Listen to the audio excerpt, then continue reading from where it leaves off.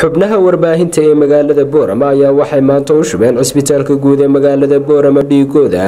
kadib markii cisbitaalka guud ee magaalada lagu soo kordhiyay baanka kaydka dhiigga kaasi oo dhawaan xadhiga laga jaray. xubnahan warbaahinta ayaa waxay noqdeen kuwa ugu horeeya ee dhiigga dhiga baanka kaydka dhiigga ee cisbitaalka guud ee magaalada Boorama kaas oo ay dadku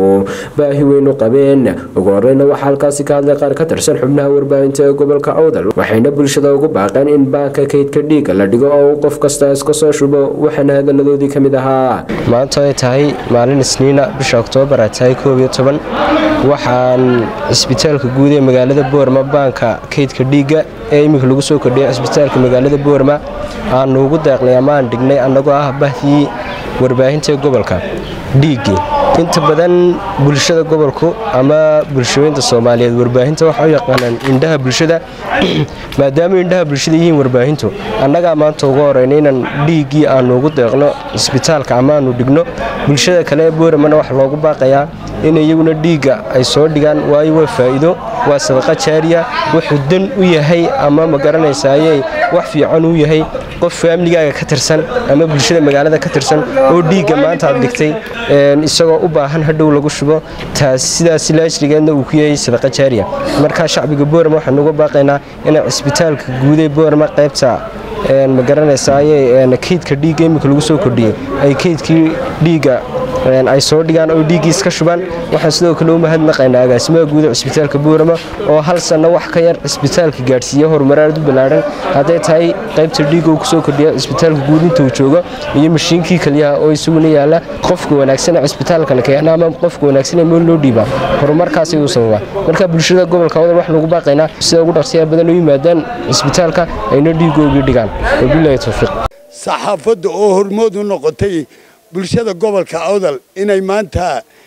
dhiigga ugu deeqaan bangiga si qofkii dhiig loo waayo loogu tabaruco oo ay isbitaalka guud ee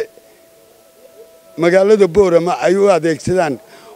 inaanu laba arrimoodba qabanno taasoo ah in bal marka ugu horeysa bulshadii baanu qayb ka nahay inaanu anaga laftarka iyagu sadaqadaysana hadii Ilaahay dhaahdo oo Boorama Blood Bank oo u baahan kayd badan oo dhiiga in la dhigo ay bulshaduna dhinaca kale qayb ka qaato wacyigelinta oo ay iyaduna timaado oo qof kasto maanta awoodayay oo soo dhigo dhiigiisa. dhinaca kale saddexba faa'iido u yahay dhiigaasi waa marka koobaad adiga dhiig kugu baaliyoobay baad bedelaysaa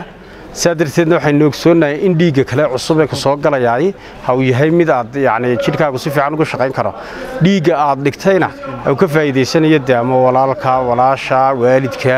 dadkeenii caadigu ka faa'iideysan marna qofkaas aad wax tartay ugu dambeynna waxaad wax tartay bulshada. in dadkayga aan dhiiggayga u hurno oo aan dhigno bankiga cusub ee dhiigga loogu talagalay si loogu kaydiyo hooyo uur leh oo lagu badbaadiyo walaal soo dhaawacmay iyo qof kasto dhiig u baahda ka warbaahin ahaan waxaan diyaar u nahay wax kasta oo dadkayga ay u baahdaan in aan anagu ka noqono horseed. arintana waa arin ay u baahan yihiin guud ahaan shacabku in ay ku daydaan warbaahinta. geesta kale waxa isaguna halkaasi ka hadlay agaasimaha guud ee cisbitaalka Boorama Dr. Aadan Ibrahim Liibaan waxana uu yiri ahaan bulshadana waxaan ugu baaqaynaa in cid kasta oo in dhiig shubto ay tahay ay timaado diyaarna uu yahay isbitaalku in laga shubo baahi weyn loo qabo dhiigga sababtaas oo marka iyagu ay maanta bilaabeen waan u hambalyeeynaa waan u ducaynaynaa waa xasanaad dhiigga markaad iska shubto waxa soo galaya jirkaaga unugyo cusub oo dhiigga qof walbana uu u baahan yahay inuu unugyadii hore ee jirka baaliyoobay uu iska bedelo. nin kasta oo gaaray